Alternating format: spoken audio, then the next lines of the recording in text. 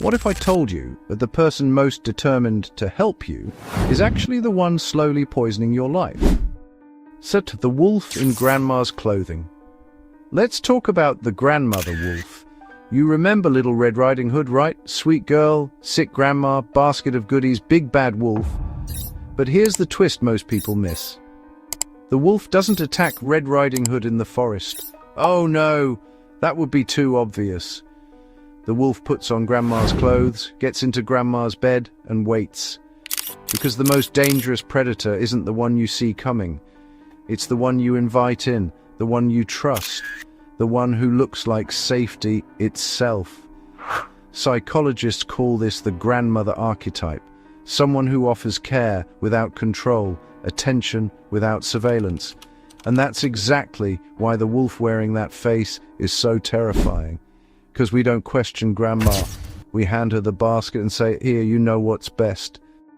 2. What is toxic altruism? This is where we meet today's villain, toxic altruism.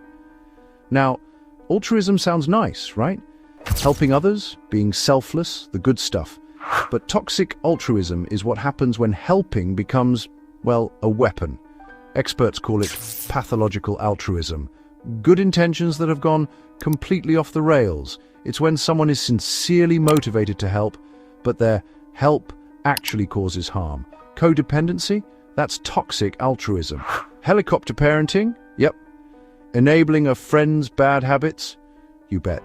Even extreme cases like animal hoarding or people staying in abusive relationships can be forms of pathological altruism. Here's the kicker. The toxic altruist genuinely believes they're helping.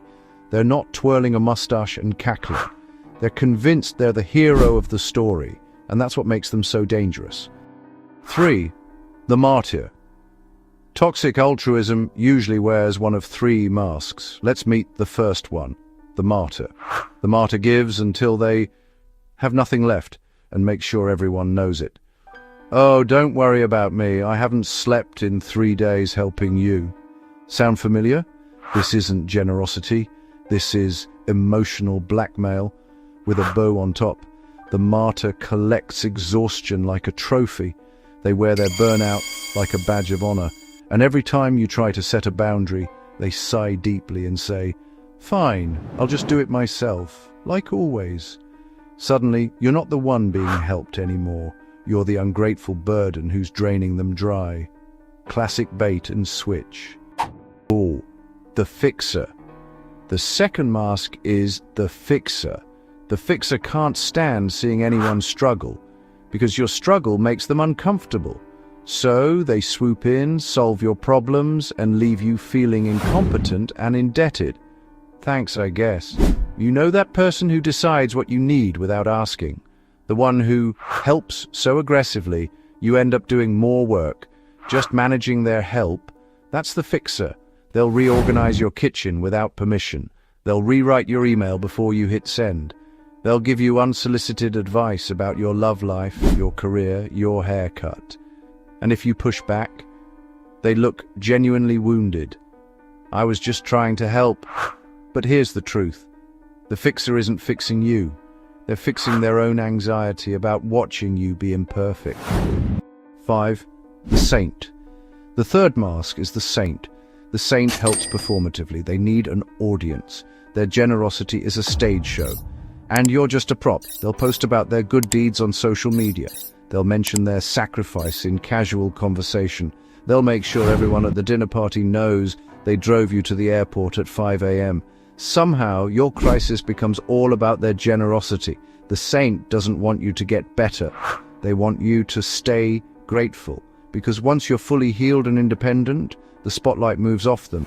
And a saint without an audience, that's just a regular person. And regular people don't get applause. 6. The Cupcake Method. Explained. Now, let's talk about the weapon of choice for the grandmother wolf. I call it the Cupcake Method of Sabotage. Fun fact, British intelligence once hacked an Al-Qaeda magazine and replaced bomb-making instructions with cupcake recipes. They didn't attack directly, they didn't blow anything up, they just swapped the content with something sweet and harmless and the whole operation collapses. That's the Cupcake Method. You don't destroy someone with a sledgehammer, you don't even attack them, you just replace their ambitions, their confidence, their boundaries with something that looks sweet, tastes good, and leaves them completely powerless. It's not a frontal assault, it's a substitution. You take away someone's fire and hand them a muffin, and they thank you for it. 7. The Cupcake Method in real life. So how does this play out in everyday life? Scenario 1. You tell a friend you want to lose weight. They show up the next day with a dozen cupcakes and say, "Oh, but it's a special occasion." That's not kindness. That's sabotage disguised as a treat. They're not helping you. They're keeping you exactly where they want you. Scenario 2. A co-worker offers to help with your presentation. They tweak a few things, add some suggestions, and suddenly your work looks like theirs. And when the boss praises you, they drop a casual, "Oh, I helped her with that." They didn't attack you, they helped you. And now you owe them. Scenario 3. A partner who just wants what's best for you. So they make all the decisions, handle all the money, manage all the logistics. You're not in a relationship, you're in a dependency program with benefits. And every cupcake they offer keeps you just full enough to never feel hungry enough to leave. 8. The Playbook 4 moves. Let's break down the Grandmother Wolf's playbook. Once you see these 4 moves, you can't unsee them. Move 1. Foster dependence. The Grandmother Wolf doesn't want you to succeed. They want you to need them. Every act of help makes you just a little bit more helpless on your own. Move 2. Guilt as glue. After everything I've done for you, toxic altruists keep a mental ledger. Every helpful act is a debt you now owe, and they will collect. Move 3. The invisible cage. The most insidious part, you can't complain, they're just trying to help. Anyone who calls them out looks like the bad guy. You're stuck in a cage made of good intentions, and the door is wide open, but you've been told so many times that outside is dangerous that you're too scared to walk through it. Move 4. Identity erasure. Eventually you lose sight of who you are. You've been helped so much that you don't know what you want anymore. Your boundaries, gone. Your preferences, replaced by theirs. Your life, not really yours. You've become a supporting character in someone else's hero story. 9. How to spot the wolf. So how do you spot the Grandmother Wolf before they're in your bed wearing your grandma's nightgown? First, do they ask what you need, or do they tell you what you need? Real help starts with a question. Toxic help starts with an assumption. Second, after they help you, do you feel empowered or do you feel like you owe them something? Genuine generosity sets you free. Toxic generosity puts you in chains. Third, do they help you in private?